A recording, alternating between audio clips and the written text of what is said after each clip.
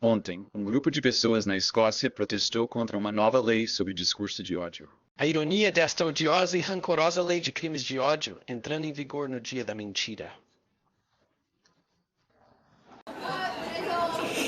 Você não poderia inventar isso, mas no tradicional dia da brincadeira do país, Holmes é inútil. E Friends, junto com a polícia Scotland, impõe uma nova lei tão draconiana, criminalizando a liberdade de expressão neste país.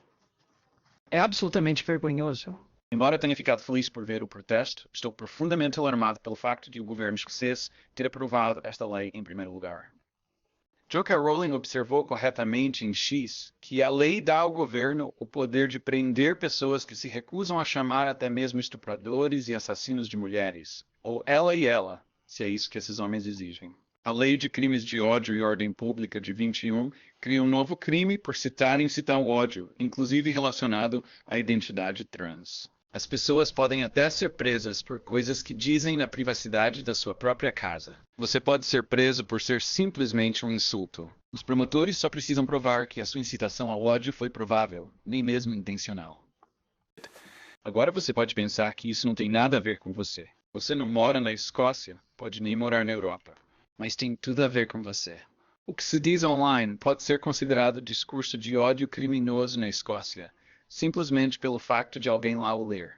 E não é apenas a Escócia. Nos ESA, as forças pró-censura esperam que uma vitória no Supremo Tribunal lhes permita aumentar mais uma vez as exigências de censura por parte do Departamento de Segurança Interna e do FBI. E os responsáveis da UE estão a implementar um sistema abrangente de censura online que cedem muito em poder e alcance qualquer tentativa tentada sobre o comunismo ou o fascismo. E na semana passada, os líderes políticos europeus armaram as suas agências de inteligência e segurança, a fim de difamar todos, desde agricultores alemães a políticos conservadores, como supostamente ligados à Rússia. E, no entanto, os governos dos Estados Unidos e da UE injetam muito mais dinheiro do que a Rússia em organizações não governamentais, como o Instituto para o Diálogo Estratégico, o Instituto Aspen e o Conselho Atlântico, para realizar campanhas de influência destinadas a difamar os agricultores e camionistas comuns, como se a Rússia, ligados ou de extrema direita enquanto influenciam as eleições europeias. Para compreender quão ridículo e totalitário é o foco da UE na manipulação estrangeira, considere o facto de que durante a Guerra Fria, a Agência Central de Inteligência do governo do ZSUA não só permitiu que os americanos lessem jornais soviéticos, mas também os traduziu para inglês e os enviou a milhares de pessoas. Bibliotecas nos Estados Unidos. Basta pensar nisso.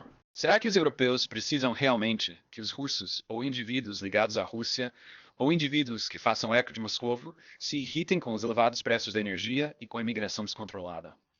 Toda a narrativa sobre a influência da Rússia proveniente dos políticos e agências de inteligência europeus baseia-se neste insulto monstruoso que os europeus aceitariam se não fossem os russos que semeavam o descontentamento.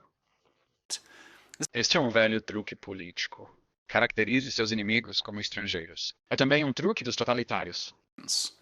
Então, o que está por trás de tudo isso? Bem, parte disso é que os políticos da UE estão a tentar influenciar as eleições de junho, demonizando os seus adversários políticos como fantoches da Rússia.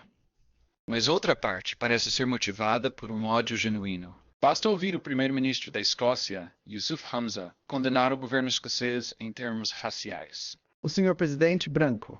O Lord Justice Clerk branco.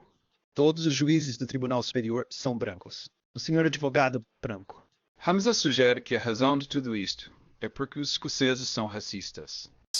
Mas a verdadeira razão é que 95% dos escoceses são brancos. O facto de Hamza, um muçulmano não branco, ser o político escocês de mais alto escalão é um sinal de quão não racista é o povo escocês.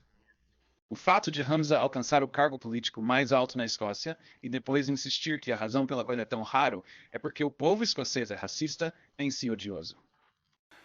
A má notícia é que os censores estão na ofensiva e nós na defensiva. Nos ESUSA, na Europa, na Escócia, na Alemanha, na Irlanda, no Canadá, no Brasil, uma aliança de agências governamentais, grupos de reflexão financiados pelo governo e meios de comunicação social corporativos uniram-se para exigir cada vez mais censura, seja através de leis como a que acaba de ser promulgada em Escócia ou através de ações executivas de agências como o ZSUA.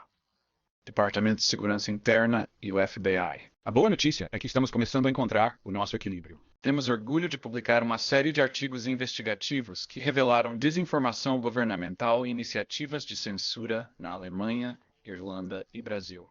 Essas investigações revelam exatamente o mesmo elenco de personagens em todo o mundo, incluindo a República Checa, a UE, o Canadá e outras partes do mundo, por agências de inteligência e segurança, pelos meios de comunicação social e por ONG, que são fortemente financiadas pelos governos. Igualmente importante é que podemos expor o ódio por detrás das políticas de discurso de ódio e continuar a salientar que a solução para o discurso de ódio é a liberdade de expressão e não a censura. A maneira de combater o ódio é fazer o que Daryl Davis fez, que foi persuadir os membros da KKK a vê-lo como um ser humano e a abandonar as suas vestes brancas. Depois que tudo termina, Daryl Davis fica nos bastidores com seu amigo, o mago da clã Roger Kelly.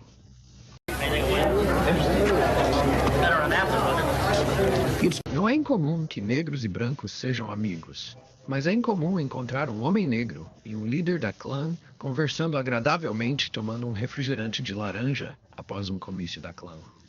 Davis será o primeiro a dizer que não poderia ter feito seu trabalho com censura, apenas com liberdade de expressão. Ainda há muito que precisamos fazer.